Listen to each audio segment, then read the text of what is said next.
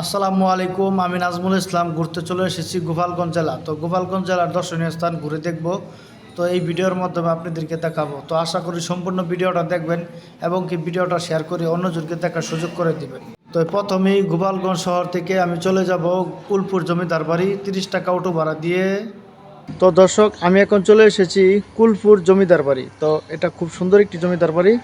তো এটার টিকিটের ফ্রি হচ্ছে 20 টাকা। তো 20 টাকা দিয়ে টিকিট কেটে আপনি এই কুলপুর জমিদার বাড়ি ঘুরে দেখতে পারবেন। তো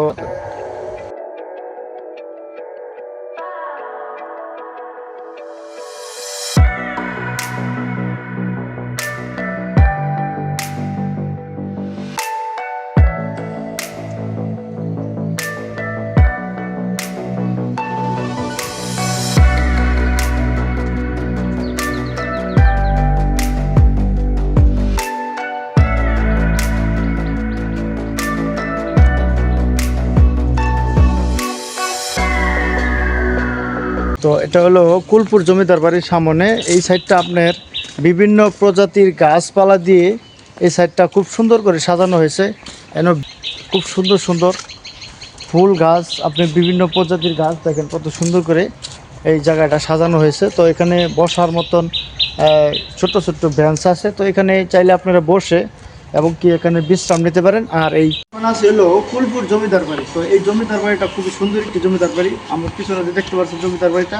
তো আপনারা অনেকজনে বলতে পারেন যে এই জমিদার বাড়ি তো নতুন একটি জমিদার বাড়ি। তো আসলে এটা পুরানো জমিদার বাড়ি ছিল, তো সেটা ভেঙে তারপরে এই জমিদার বাড়িটা করা হয়েছে। তো এই জমিদার বাড়ি যদি আপনি ঘুরে দেখতে চান তাহলে আপনি ফার্স্ট অফ অল গোপালগঞ্জ জেলা আসবেন। তো পুলিশ লাইন থেকে 30 টাকা ভাড়া দিয়ে আপনি চলে আসবেন এই কুলপুর জমিদার বাড়ি। তো এখানে টিকিটের মূল্য হচ্ছে মাত্র 20 টাকা। তো 20 টাকা দিয়ে আপনি চিন্তা করবেন যে এত সুন্দর একটি রাজবাড়ি আপনি ঘুরে দেখতে পারবেন। যদি কখনো গোপালগঞ্জ জেলা ঘুরতে আসেন তো অবশ্যই এই কুলপুর জমিদার বাড়ি আসবেন।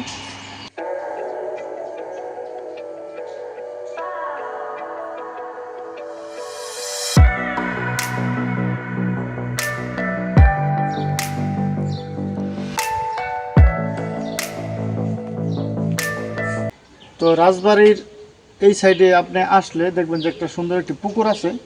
তো দেখেন পুকুরটা কত সুন্দর, মানে চতুর্পাশটা যে সাজানো হয়েছে কত সুন্দর করে সাজানো হয়েছে।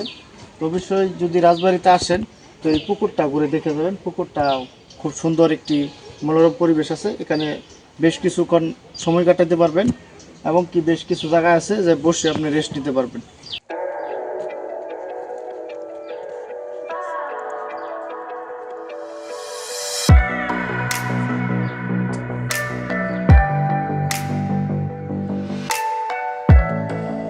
তো এই কুলপুর জমিদার বাড়ি এত সুন্দর একটি জমিদার বাড়ি, তারপরে এই যে পুকুর সাইডে ঘুরতে আসছি দেখেন কত সুন্দর। তো আমার কথা হলো যে গোপালগঞ্জ জেলায় এসেছি ঘুরতে, খাবার দাবারের দাম কম, গাড়ি ভাড়ার দাম কম, ঠিক আছে। আর এই কুলপুর জমিদার বাড়ি এত সুন্দর একটা জমিদার বাড়ি। তো এটার টিকিটের মূল্য কত জানেন? মাত্র 20 টাকা। চিন্তা করেন এত সুন্দর একটা রাজবাড়ির টিকিটের মূল্য 20 টাকা। তাহলে গোপালগঞ্জ জেলা আপনার বেশ কিছু জিনিসের দাম, গাড়ি ভাড়া, খাবার দাবার তুলনামূলক অনেক কম। আমাদের বালুকা, গফরগাঁও, সিস্টুর, জয়না, মাওনা এই পার্কটা এই জমিদার বাড়িটা যদি থাকতো তাহলে নিম্নতার টিকিটের মূল্য হতো 1 থেকে 150 টাকা।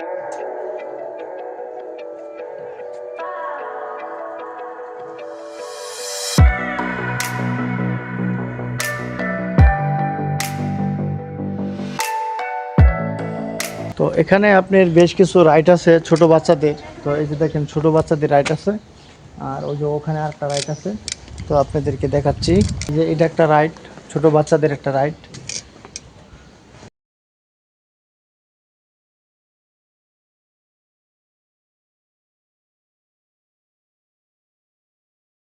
তো কুলপুর জমিদার বাড়ি ঘুরে দেখে সেখান থেকে 20 টাকা দিয়ে অটো ভাড়া দিয়ে চলে যাব পুলিশ লাইন। তো পুলিশ লাইন থেকে 20 টাকা দিয়ে অটো ভাড়া দিয়ে চলে যাব গোপালপুর রেল স্টেশন। তো রেল স্টেশনে এসে দেখি খুব সুন্দর একটি রেল স্টেশন। যদি কখনো গোপালগঞ্জ জেলা ঘুরতে যান তাহলে অবশ্যই এই গোপালগঞ্জ জেলার রেল স্টেশনটা অবশ্যই ঘুরে যাবেন, কারণ খুব সুন্দর একটি রেল স্টেশন, যা আপনি এখানে আসলে সুন্দর একটি মুহূর্ত আসলে আমার মতন কাটাতে পারবেন। তো অবশ্যই আসবেন এই গোপালপুর রেল স্টেশন। তো রেল স্টেশন ঘুরে দেখে সেখান থেকে 20 টাকা দেয়া অটো ভাড়া দিয়ে চলে আসবো শেখ কামাল ক্রিকেট স্টেডিয়াম। দর্শক, আমি এখন চলে এসেছি গোপালগঞ্জ জেলার শেখ কামাল ক্রিকেট স্টেডিয়াম। খুব সুন্দর একটি স্টেডিয়াম। তো এই দেখেন কত সুন্দর স্টেডিয়াম। যদি গোপালগঞ্জ জেলা কখনো ভ্রমণ করতে আসেন তো অবশ্যই ক্রিকেট স্টেডিয়াম।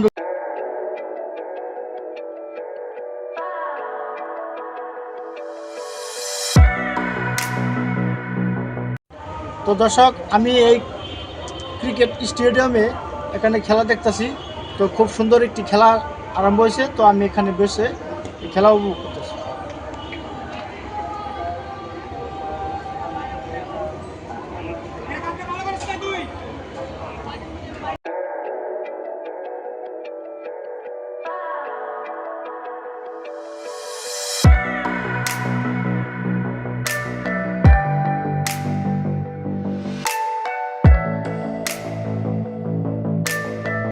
তো আমি এখন আছি হলো গোপালগঞ্জ জেলার শেখ কামাল ক্রিকেট স্টেডিয়াম। খুব সুন্দর একটি স্টেডিয়াম। যদি কখনো গোপালগঞ্জ জেলা ভ্রমণ করতে আসেন তবে অবশ্যই এই শেখ কামাল ক্রিকেট স্টেডিয়ামটা ঘুরে দেখে যাবেন। আপনি এখানে আসলে আপনি ফার্স্ট অফ অল গেটে আসতে হবে। গেটে আপনার আপনি এখানে বিভিন্ন ধরনের খেলা চলে।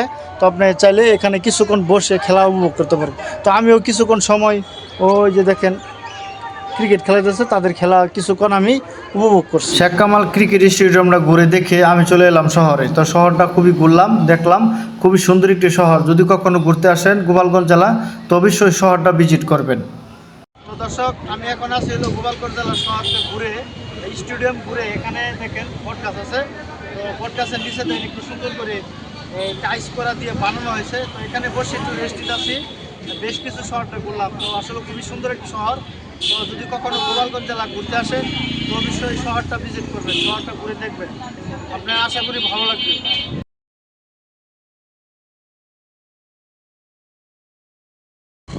তো আসলে বেশ কিছু গোপালগঞ্জ শহরটা ঘুরে ঘুরে দেখছি। খুব সুন্দর সাজানো গোছানো একটি শহর, খুবই ভালো লাগতেছে। তো গোপালগঞ্জ জেলার শহরটা ঘুরলাম, দেখলাম খুবই সুন্দর একটি শহর। তো আমি সেখান থেকে 50 টাকা দিয়ে অটো ভাড়া দিয়ে চলে যাব টঙ্গিপাড়া বঙ্গবন্ধু সমাধিতে। তো যেতে যেতে যে সুন্দর রাস্তা, আসলে গোপালগঞ্জ মানে উন্নত, গোপালগঞ্জ মানে খুব সুন্দর। তো গোপালগঞ্জ যদি না আসেন তো কখনো বুঝতে পারবেন না যে গোপালগঞ্জ জেলা কত সৌন্দর্য। তো সেখানে এসে আমি খুবই মুগ্ধ এবং কি খুবই ভালো লাগছে যে এত সুন্দর একটি জেলা গোপালগঞ্জ জেলা, খুবই সুন্দর।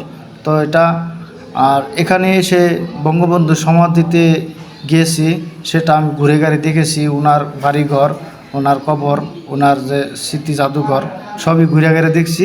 তো কোনো ভিডিও চিত্র মোবাইলে ধারণ করতে পারলাম না, কারণ এখানে আপনি চাইতে দেয় তো ভিডিও করতে দেয় না। সে অর্থ আমি চতুর্পাশটা ঘুরলাম, দেখলাম, তারপরে চলে গেলাম শেখ রাসেল শিশু পার্কে। তো শেখ রাসেল শিশু পার্কও একটা বিনোদন পার্ক। তো এখানে বড় ছোট সকলে আসে এই শেখ রাসেল শিশু পার্ক ঘুরে দেখে উপভোগ করে। তো এটা টিকিটের মূল্য হচ্ছে মাত্র 30 টাকা। তো আমার হাতের এই পাশে দেখতে পাচ্ছেন একটা ব্রিজ। তো ব্রিজটা খুবই সুন্দর। তো আমি চাইলাম যে ব্রিজটা একটু ঘুরে দেখি। তো খুব সুন্দর একটি বস। তো আমরা এই শেখ রাসেল শিশু পার্কে তো বেশ কিছু সুন্দর সুন্দর জায়গা আছে, সেই জায়গাগুলো আপনাদেরকে ঘুরে দেখাবো। তো এখানে আছে হলো মুক্ত মঞ্চ, তো সেটাই আপনাদেরকে দেখাবো। তো চলেন।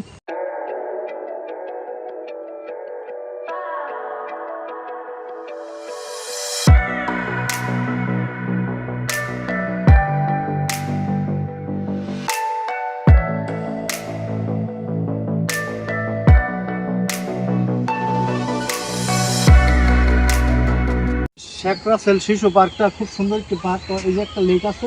তো এখানে বিভিন্ন ধরনের প্রজাতির শাপলা ফুল এখানে আছে ফুটন্ত। আর বিভিন্ন ধরনের ছোট বাচ্চাদের রাইড আছে। আসলে এটা হলো মূলত শিশুদেরকে গার্জিয়ানরা, বাবা মারা খুশি করার জন্য এই পার্কে আসা। তো একটু বিনোদন, একটু ফুর্তি, আমার একটু মনটাকে প্রশান্তি দেওয়ার জন্য এই শিশু পার্কে মানুষের ঘুরতে। শেখ রাসেল শিশু পার্ক একটা বিনোদন কেন্দ্র পার্ক। যদি কখনো গোপালগঞ্জ জেলা কখনো ঘুরতে আসেন তো অবশ্যই শেখ রাসেল শিশু পার্কে আপনি কিছুক্ষণ সময় কাটাতে পারবেন। কিছুক্ষণ সময় কাটাইলে আপনার মনটা ভালো লাগবে।